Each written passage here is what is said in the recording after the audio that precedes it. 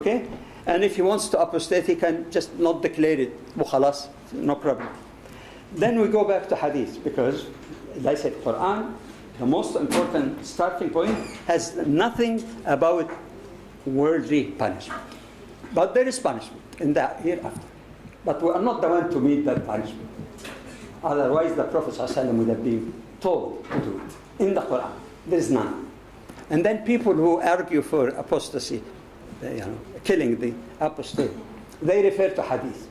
First of all, three categories because of the limited time, as this whole style that made in the morning. Three basic points. Number one, some ahadith that people quoted to prove that the apostate or the Prophet allowed apostates to be killed in his time, according to Imam Shawkani, an authority of hadith and a great faqih, he said, لم يصح منها حديث واحد.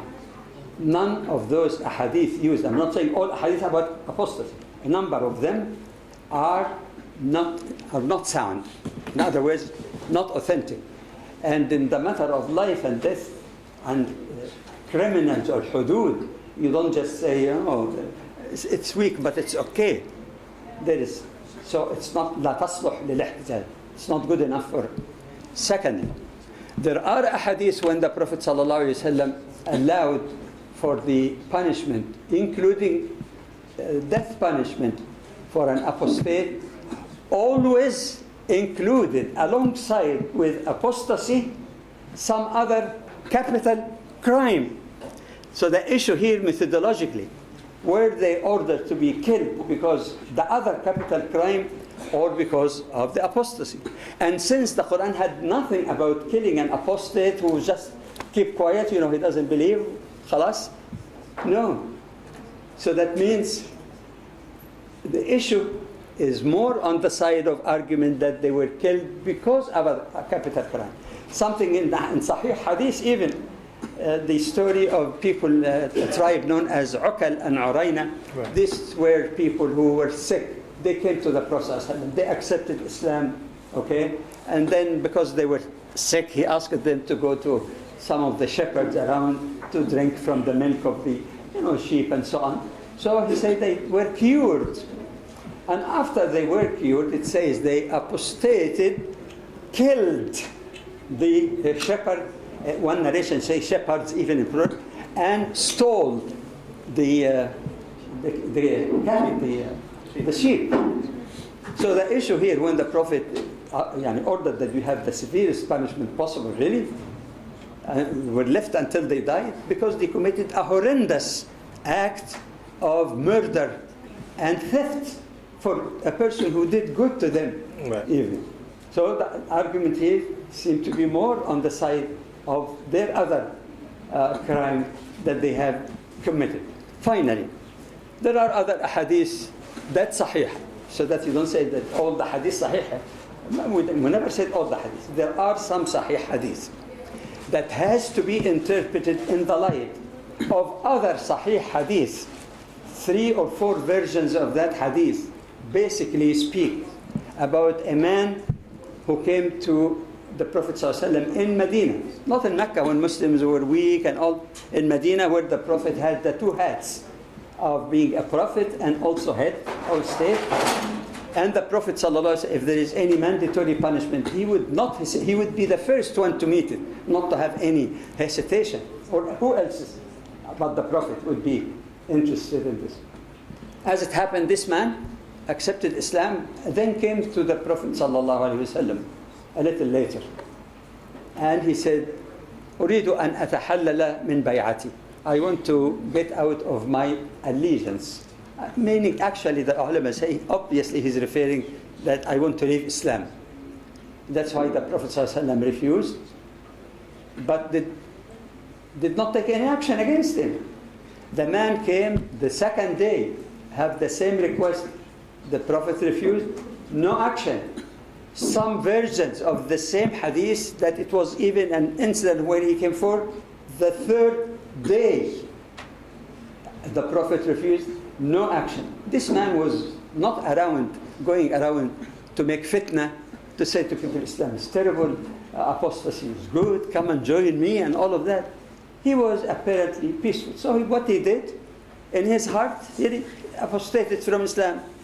But he simply did not feel that Medina is a suitable place for him. All believers, he didn't want to be the oddball. So he packed and left Medina.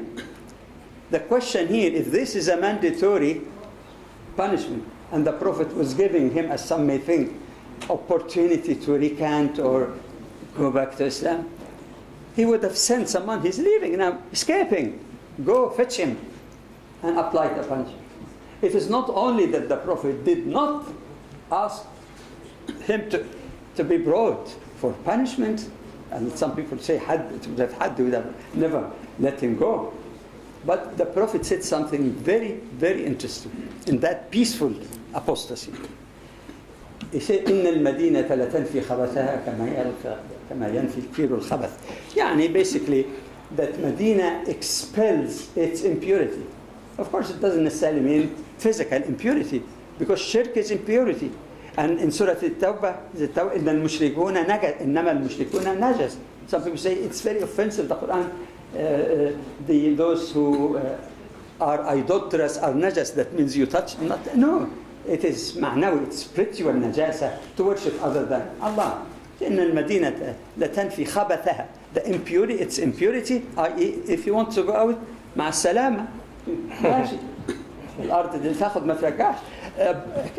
And the Prophet likened that to what happened to the metal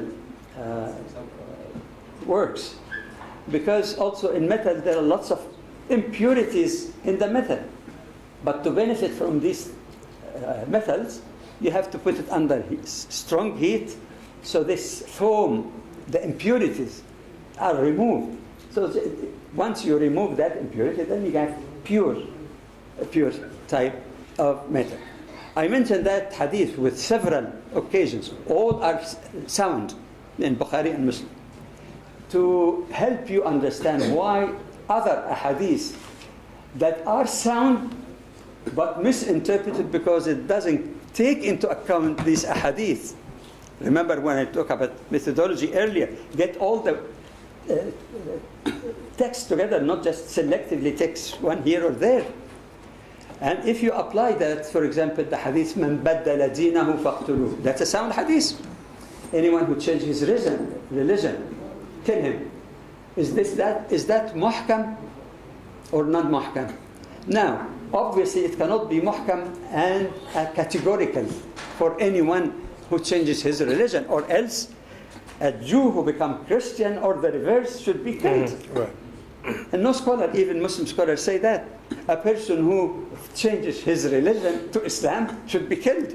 It doesn't stand logic. So obviously it may appear like that, but the preponderance of evidence shows that this does not actually apply in all cases. How do we understand that hadith? One of the rules, alhamdulillah, consistent. Once we get the methodology right, then we can correct lots of those. You remember one of the points raised in the morning, that, not morning, at 2. The first says, old man, anyway, but still remember that stuff. That we said, رد المتشابه إلى المحكم.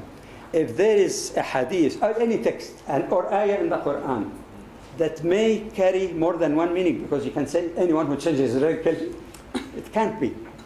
Then we understand it in the light of the more definitive hadith. So my argument here, the definitive hadith, when the Prophet ﷺ did not do punishment and he's able to, that is the more definitive.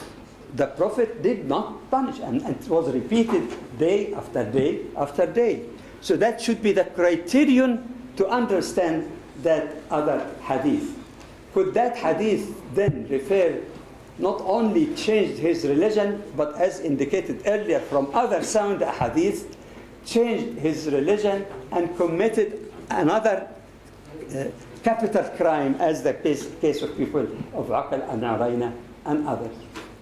There's also other argument in the ayah about some versions of the hadith that is very famous in trying to support apostasy.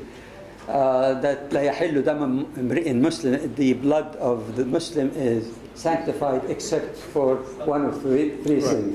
And one of them it says, من بدل دينه, version say وفارق الجماعة. So النفس بالنفس is one agreed. So if you kill one, you pay for it. والزاني المحصن, I think it was, the muhsan. And the third, the one who changes his religion and leave his community. That's rather interesting. Some people say leaving community is a description of the person who apostated. Other people said no. In the time of the Prophet ﷺ, you didn't have non-aligned nations like Nehru and Nasser and others. There was not much of a neutrality. They were basically two warring camps. You leave the camp of Muslims, Faraq al-Jama'ah, automatically you're going to the camp of kufr, of the enemy. Not only this, you become a more dangerous person because as a Muslim, you have known about their armaments, about their strategy, about this and that. So you go to the enemy and then fight. One version even وَحَارَبَ الْمُسْلِمِينَ, more explicitly. So if you take the totality of this ahadith in the light of those definitive ones, there seem to be no ground of, say, mere changing religion and not promoting commotion, because promoting commotion in society is punishable in all countries in some degree or the other. وَالْفِتْنَةُ أَشَدُّ مِنَ الْقَتْلِ. Making fitna in a Muslim community.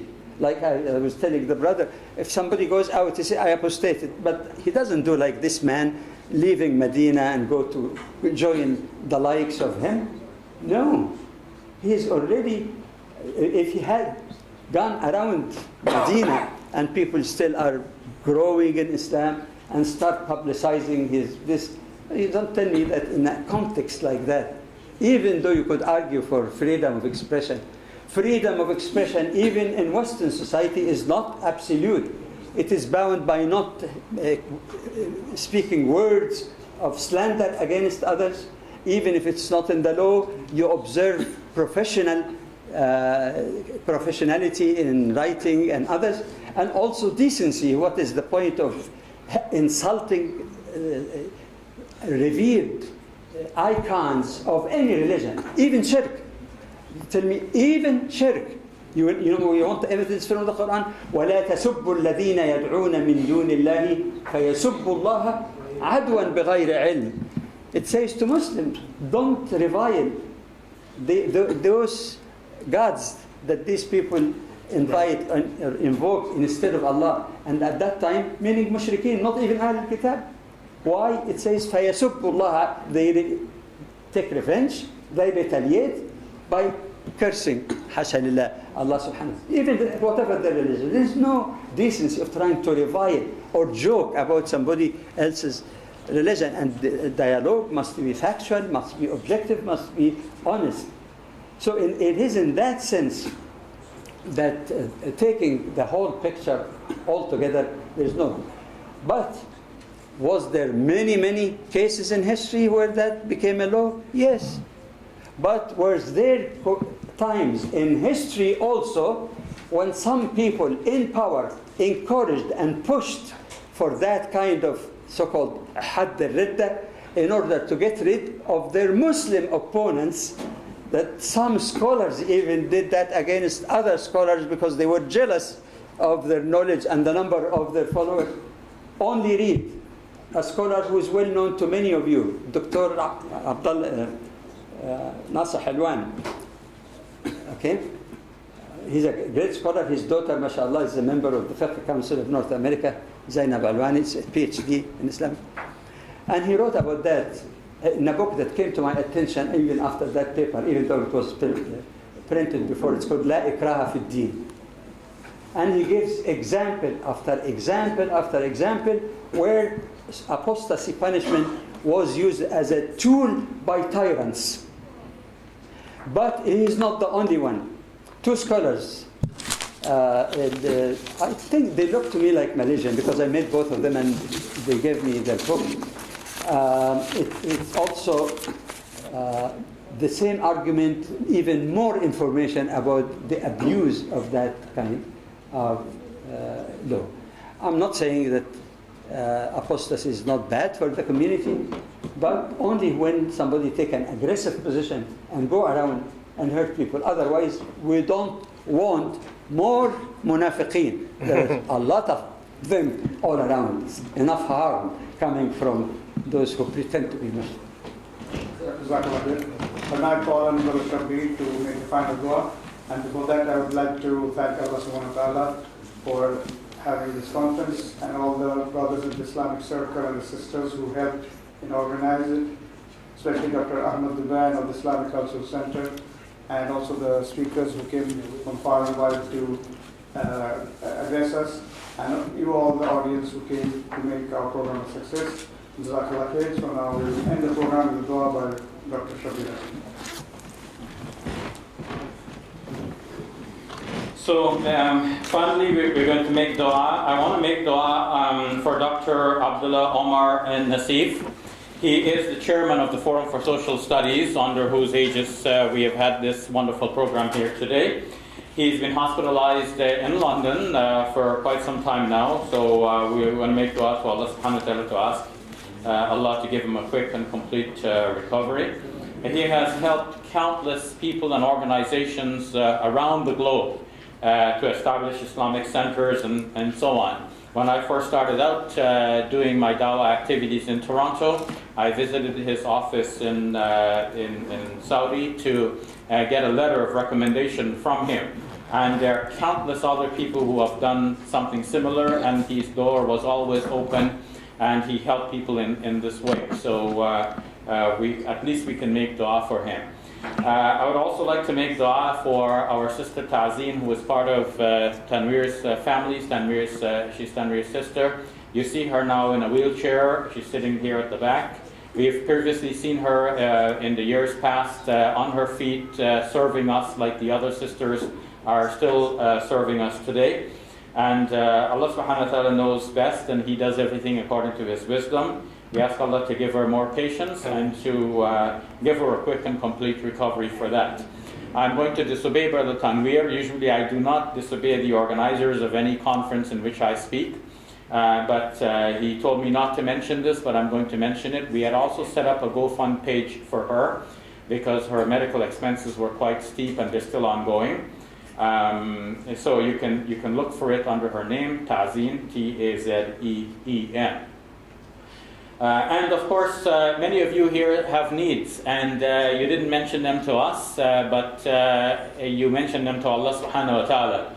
And Allah knows our needs before we mention them. So we're going to ask Allah subhanahu wa ta'ala for all of these needs, whatever is halal and is good for us in this life and the life hereafter, because sometimes we desire something, but it's not actually good for us, and Allah subhanahu wa ta'ala instead gives us what is good for us. So let's make dua to Allah subhanahu wa ta'ala sincerely. Allahumma salli ala Sayyidina Mawlana Muhammad wa ala Sayyidina Mawlana Muhammad wa barik wa sallim. O Allah, we raise our hands to you in humble supplication, Ya Rabb. O Allah, you are Arhamar Rahimeen. You are the creator of the heavens and the earth, our fashioner, our designer, Ya Rabb. O Allah, everything happens under your control and your supervision and by your will and command and permission, Ya Rabb. O Allah, we ask you to change things for the better for this ummah all around the globe, Ya Rabb. O Allah, we ask you to heal those who are sick. We ask you to forgive those who have passed away with Iman and have mercy on them, Ya Rabb. O Allah, we ask you to admit them into the highest stages of paradise. O Allah, gather us with them under the shade of your throne, Ya Rabb. And O Allah, we ask you that you forgive our sins and have mercy on us, Ya Rabb. O Allah, we ask you, whoever is suffering in some way, to relieve their sufferings, Ya Rabb. Those who are indebted, we ask you to relieve them from debt, Ya Rabb. O Allah, those who are suffering discrimination because of hijab and because of their beards and because they are Muslim, Ya Rabb. O Allah, we ask you to free them from such discrimination, Ya Rabb. O Allah, we ask you to give us a life in this world that is pleasing to you, so that in the life hereafter you'll give us that life which is pleasing to you, Ya Rabb. O Allah, we ask you, Ya Arhamar Rahimeen, as we have sat here in this warm room, Ya Rab, you owe us nothing, Ya Rab. Oh Allah, we have no claim on you, Ya Arhamar Rahimeen. But Ya Rab, we ask you for your mercy, because we sat here today as a demonstration of our love for you, Ya Rab. Oh Allah, do not deprive us of your love, Ya Rab. Oh Allah, we sat here because we wanted your knowledge, Ya Rab, knowledge of your religion, knowledge of your scripture, knowledge of your Nabi Sallallahu Alaihi Wasallam. Ya Rab, we ask you, as we have cherished this knowledge, that you cherish us, Ya Arhamar Rahimeen. Oh Allah, we are here as sinners, Ya Rab, and you forgive all sins, Ya Rab, Ya Arhamar Rahimeen. Oh Allah, we ask you, do not let anyone walk out of this room today except that he's walking out or she's walking out with all sins forgiven, Ya Arhamar Rahimeen. Oh Allah, as we have gathered today in your love, Ya Rab, we ask you to gather us in the life hereafter with ulama, huffaz, and salihin, and shuhada, and the anbiya and mursaleen, Ya Arhamar Rahimeen. Oh Allah, we ask you to give a quick and complete recovery to our beloved Dr. Omar Nasif, and to our sister Tazeen, to our sister Shazia, on whose behalf we have been requested for help, Ya Rab, Ya Arhamar Rahimeen. We ask you, Ya Rab, to look into our hearts. Oh Allah, you know our desires, you know our wishes, you know our wants, and you know what's good for us, Ya Rab. Oh Allah, whatever halal desires we have in this room, any man, any woman here, Ya Rab, any child, whatever desires we have, and these are good for us in this life and the life hereafter, we ask you to grant us that, Ya Rab. And oh Allah, otherwise bring us the good from wherever it is, Ya Rab, and make us happy with whatever you provide for us, Ya Arhamar Rahimeen. Oh Allah, we raise our hands to you in humble supplication, knowing that you are the one who accepts du'as. Ya Arhamar Rahimeen, do not reject our du'as, Ya Rab. Subhana rabbika rabbil izzati amma yasifun, wa salamun ala al-mursaleen, walhamdulillahi rabbil alameen. جزاك الله خير. بارك الله فيكم.